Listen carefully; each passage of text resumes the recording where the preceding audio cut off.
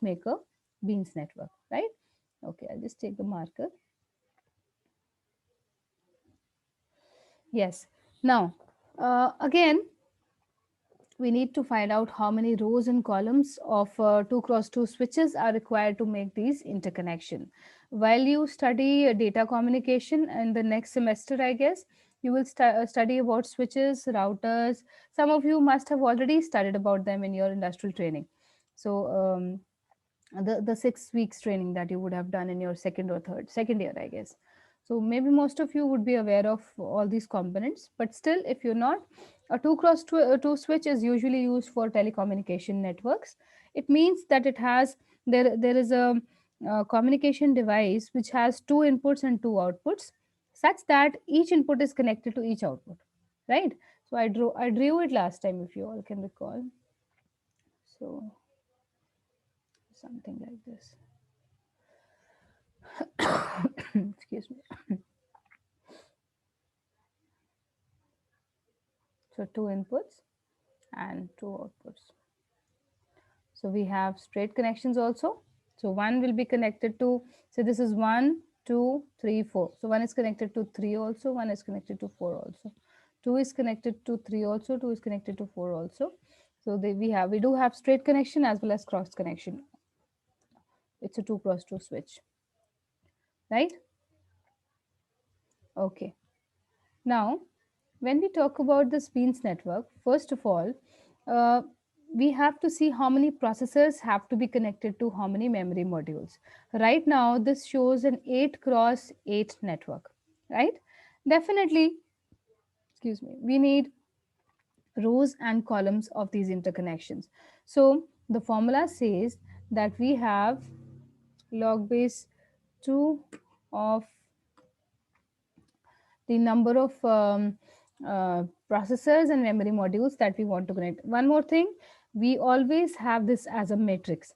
So if I'm saying 8 processors to 4 memory modules, I will have to use an 8 cross 8 network.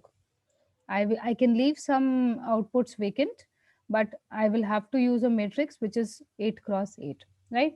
Now, 8 processors and 8 memory modules right now. This means log base 2 of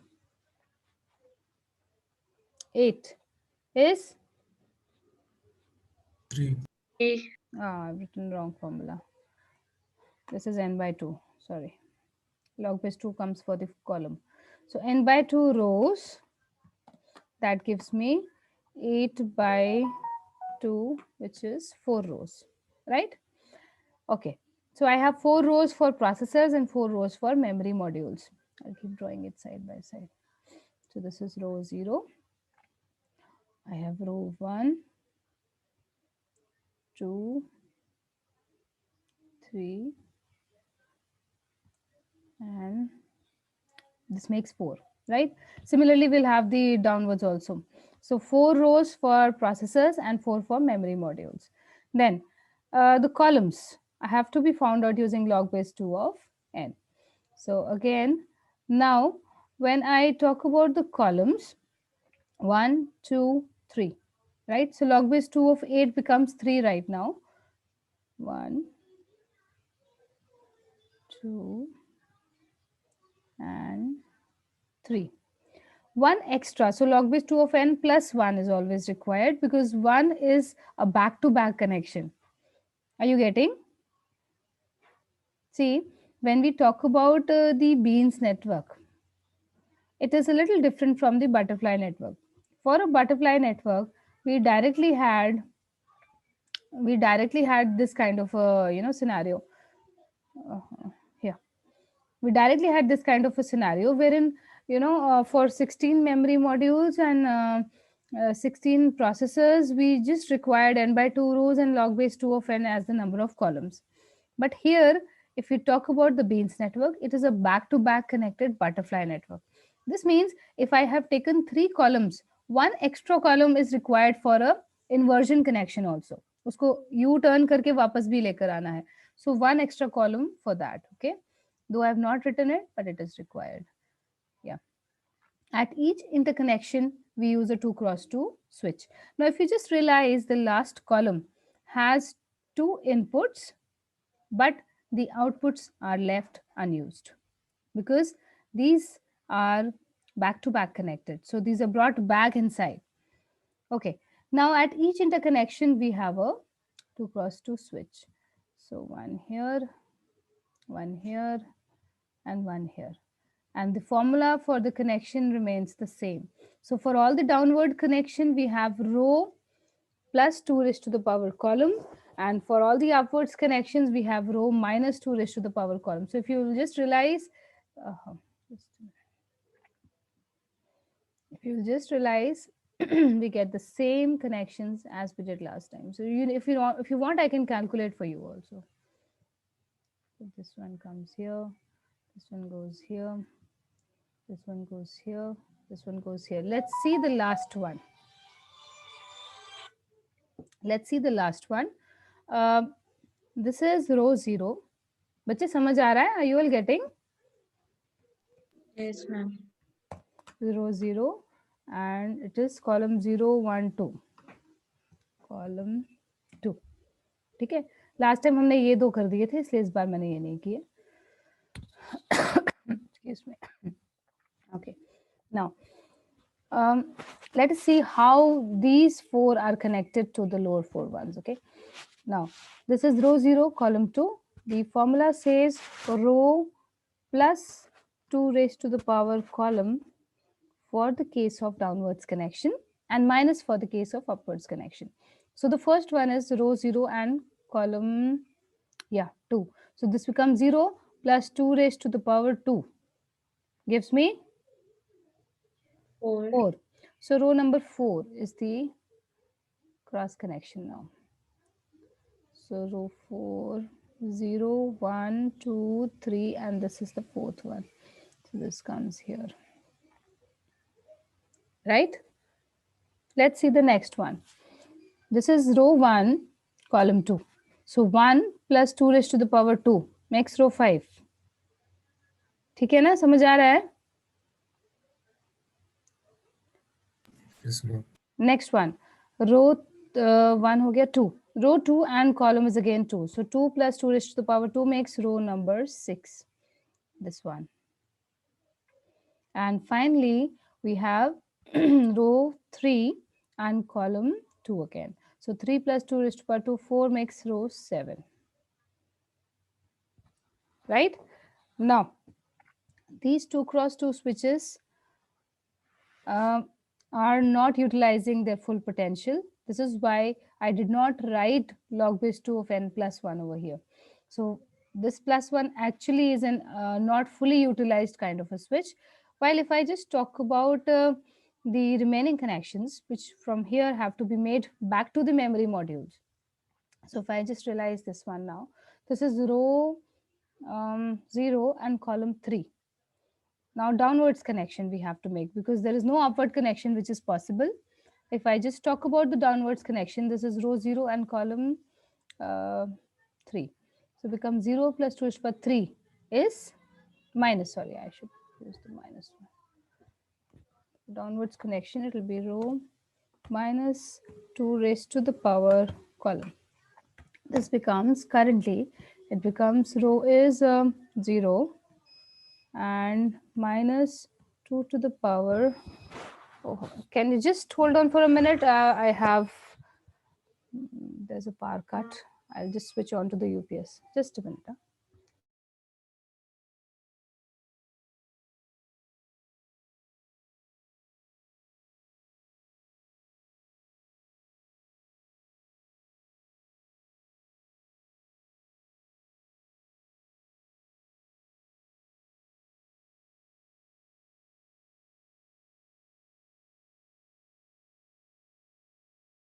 All right. Yes. So it is row 0 minus 2 raised to the power. Yeah. What is the column number? It is 3.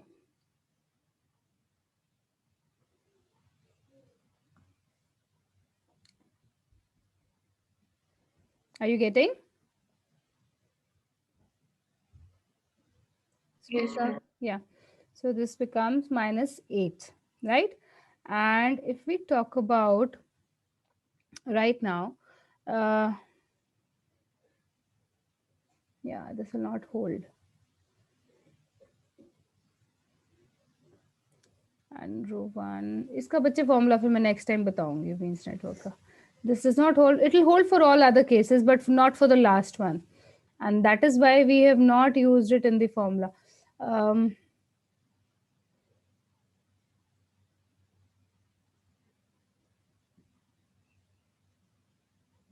Plus ही आएगा, minus नहीं आएगा.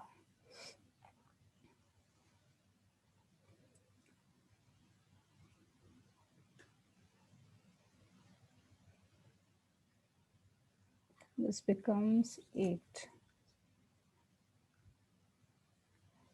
नहीं आ रहा इस case में. चलो I'll let you know about this one in the next class. ठीक है.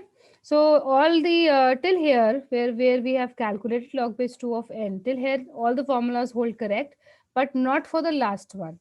And for the last one I'll let you know how it has to be connected. So if I just calculate these ones, they will all be fine.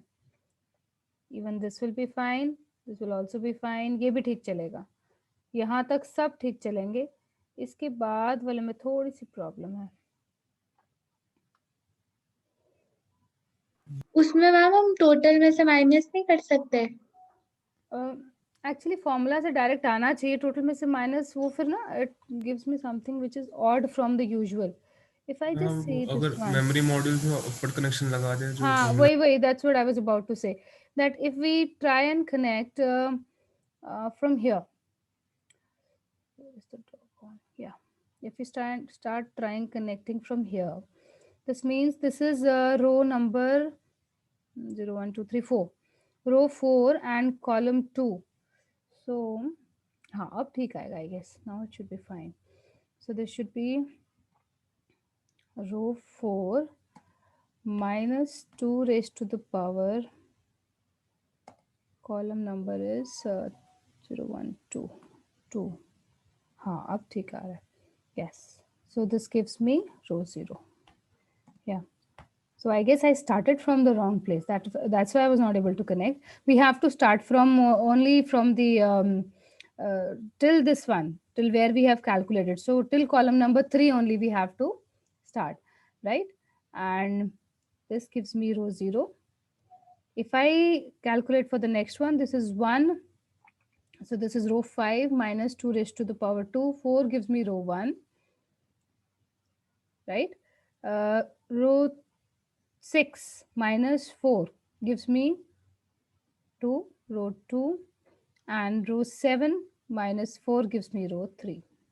So since I just like to impress upon this one, since these switches are not fully utilized to their potential, we will not apply any formulas for their interconnections, right? We would always like to talk about the memory modules or the processor modules switches only, till where they are fully utilized. तो यहीं से connections draw करने हैं. या तो यहाँ से या फिर यहाँ से, ऊपर से नहीं खींचना है बच्चे. ठीक है. I hope it's clear everyone. Yes ma'am. All right, let's move on. So this was your beans network and the butterfly network. So let's move back to cache coherence from where we had left. All the caches of a multiprocessor architecture. So we just saw how the architecture would look like, and every processor will have its own cache, and there will be a central memory which will be shared by everyone. Now, so the multiprocessor architecture with multiple caches supports the caching of both shared and private data. So every processor can have its own private data as well, and there can be a shared data which has to be shared by all other processors. Can be both the configurations are possible. A private data is used by a single processor while a shared data is used by multiple processors, essentially providing communication amongst processors through reads and writes of the shared data. So I don't need to explain all this. When a private item is cached, its location is migrated to the cache, reducing the average access time as well as the memory bandwidth which is required. While when a shared data is cached, the shared value may be replicated in, see, this is a very, very important point. I would like to impress upon this. Yeah. When a shared item is cached, the value may be replicated in multiple caches. in addition to the reduction in access latency and required memory bandwidth. So now, whenever we talk about a shared item, excuse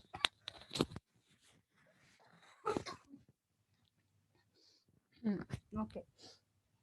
So whenever we talk about a shared item, it has to be available in all other caches as well. And that causes a cache coherence issue, which is very, very important to be addressed by a multiprocessor architecture, right? Just a minute. Huh. Okay. Yes. Now, what is actually a cache coherence problem? We can explain with the help of this diagram, right? So the figure below illustrates the problem and shows how two different processors can have two different values for the same location, and this is referred to as the cache coherence problem. When any processor writes to a shared variable in its own cache, all other caches must contain the new copy. If they have the old copy, that is called as cache coherence. Let's see what happens. So at time t0, so we have a location x, memory location, which is x, right? Its contents are maintained at a value which is 1. Now, at time t equal to 0, we have two CPUs in the architecture. So we have CPU A and we have CPU B. At time t equal to 0, nobody wants an access for it, so it's fine, no problem. At time t equal to 1, CPU A wants a read for x. So it sends a control signal for read of x to the memory. And it reads a value of x equal to 1 from the main memory since its own cache was empty. Right? पहले instant पे तो अपनी cash empty होगी उसकी. Are you all getting? आ रहा है, समझ आ रहा है Yes, थोड़ा? Okay. So um, yes, so in the first instant, cache for CPU A is empty. There is a read miss. It goes to the main memory. From the main memory, it gets the value 1 and caches x is equal to 1 in its private own cache, right? Then at t equal to 2, CPU A's cache already has x equal to 1. Then CPU B, it also wants to read x, and it sends a read signal on the control bus for the memory. Obviously the address should first of all go to its own cache. It goes to its cache, it's empty, it's fine. It incurs a read miss, a cache read miss, and definitely the address goes to the main memory now. And definitely x was 1 there, it gets x equal to 1 and caches x equal to 1 in its own cache. So now at time t equal to 2, CPU A's cache also has 1 and CPU B's cache also has x equal to 1. Right?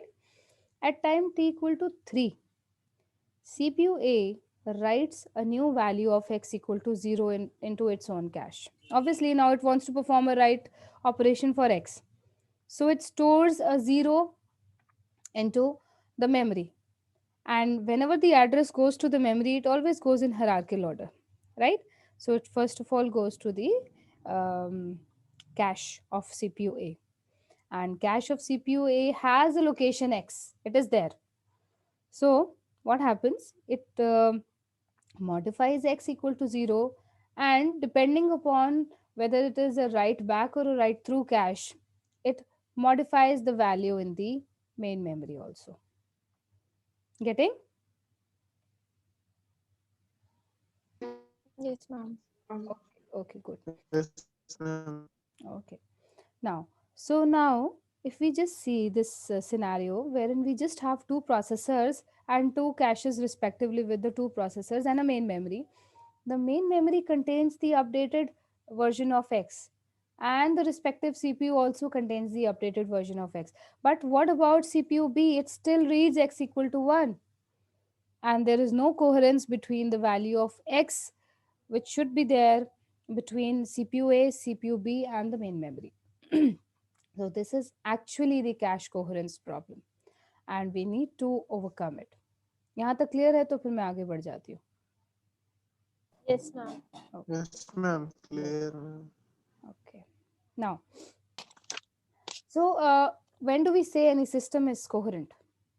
So, first of all, see if a read by a processor P to a location X that follows by a write by P to X with no writes of X by any other processor between the write and the read by P always returns the value which is written by P.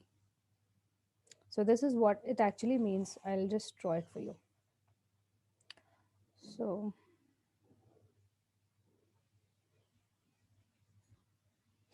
this is a processor P, right? And this is the shared bus. In a multiprocessor architecture, we always have a shared bus.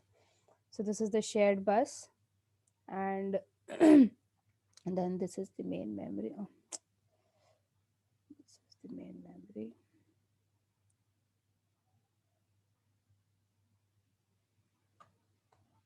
right?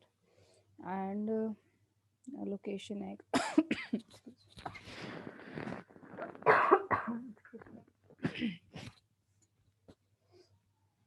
Okay, so we have a location X here and a location X here, and we have one more processor, let's say.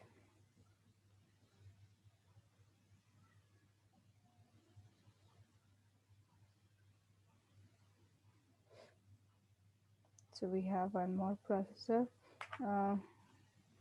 P की जगह N ले लेते हैं, ठीक है? Now it says that a read by processor P to a location X, right? इसने इस location को रीड किया and then followed by write by P to X. तो अब इसने इसको अपडेट कर दिया with no rights of X by any other processor. इसने उसको टच भी नहीं किया, right? And then with no rights of X by any other processor occurring between write and read by P always returns the value which is written by P. Now, whatever value this has been written to, the updated value should be returned by N when it wants to read X, and by the main memory also. So this is what cache coherence says. Another definition for cache coherence is that a read by a processor to a location X that follows by a write by another processor to the X returns the written value if the read and write are sufficiently separated with no other writes to X occur between the two accesses. So again, the same thing that if P is reading a new value of X and then N is writing to X, right? Then if there is no other read or write between these two accesses, the latest updated value should be returned whenever X is read by any other processor. And then one more thing, it says that writes to the same location are always serialized. That is, two writes to the same location by any processors are seen in the same order by any other processor. Now, suppose we would have had one more processor here in the system.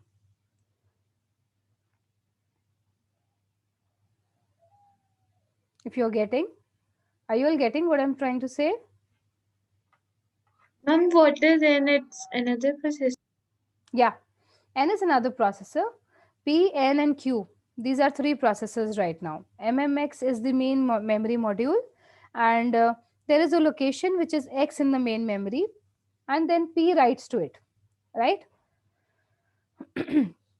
Now, what it says is that whenever P updates the value of X, and then if any other processor wants to read X, it should always get the updated value. This is one definition of coherence. The other says that if P has read X, not written, and then N has written X, then maybe next time when P wants to read X, it should also return the most updated value. Are you getting? It's like, three of us, maybe me, you, and there is some other student. We are sitting in a group and we are playing a game called Chinese Whisper, if you all remember, if you would have played the game in your childhood days.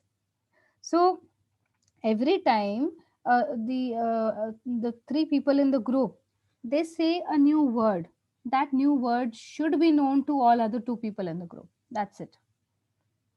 ठीक है? So if there is a location X in the main memory and that has been cached by processor P, right? And P writes a value to this X. Then N, Q or main memory, any of the accesses should return the most latest value which has been written into the X. Secondly, if P has just read X and N writes to X now. So if N is writing, N is updating the value. So from 0 it becomes 1. Now if P reads it again, it should get the most latest value. Getting? Yes, ma'am. Right. And lastly it says that two writes, maybe two or more than two writes to the same location. Say P has written to X and then N has also written to X. And then when Q wants to read, now Q wants to read the value of X. What should happen?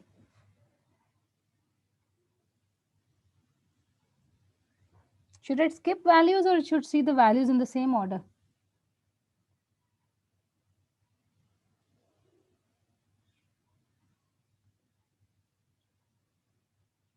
Okay. So it says that writes to the same location must be serialized. That is, two writes to the same location by two processors should be seen in the same order by all other processors. For example, if the values 1 and 2 are written to the location X, say X was updated as 1 by P and then 2 by N, right? Then processors can, yeah, so then processors can never read the value of the location 2 and then later read it as 1. So if it reads it after N has written, it should always get the updated value. Getting?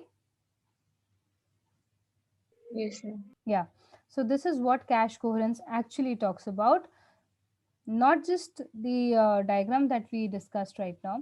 So that diagram was just to explain you what is cache coherence problem, but actually coherence talks about all reads and all writes, right? So this was just an example to tell you what is coherence problem and how it takes place. Uh, and then when we talk about coherence, it actually takes into account of all reads and writes. So maybe there is one processor that writes a location and then all other processors want to read the updated value, they should always get the updated one, right? And then if a processor just reads a value and some other processor writes an updated value for the same location, the next read should give it the updated value. Coherence होगी तभी मिलेगी ना उसको. And thirdly, when we are writing, so maybe processor P and Q, there were three processors in the architecture right now. All three are writing to the location X after one, after other, after other. So the writes to the same location should also be serialized. It should not take place, in the same go, all three processors want to write X. No, that should also not happen. And secondly, if they are written in a serial order, all other processors should read the value also in a serial order. ऐसा नहीं होना चाहिए कि 1 के बाद 2 लिखा, उसके बाद 3 लिखा और Q ने एक्सेस किया तो उसको सीधा 3 मिले. नहीं, जब 1 लिखा तो सबकी वैल्यू 1 होनी चाहिए X की. जब 2 लिखा तो बाकी सब प्रोसेसर्स के कैश में X की वैल्यू 2 होनी चाहिए. और जब 3 लिखा तो बाकी सब प्रोसेसर्स के कैश में वैल्यू 3 होनी चाहिए. I hope it's clear now. Yes, ma'am. Okay, good. Yes.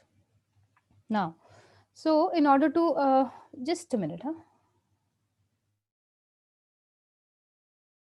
Ma'am, time. 2 minute रह गए हैं. हाँ जी बच्चे, yeah somebody 10:30. तो I started 10 minutes late now. अब बच्चे देखो We मुझे have other class. Okay. you have it at 11:20 if I am not wrong. Okay, there is no problem. I can conduct an extra class on Monday or Tuesday maybe if you want me to finish off with this topic. So tell me right now if you're coming for the next class. There's no problem. You can tell me frankly.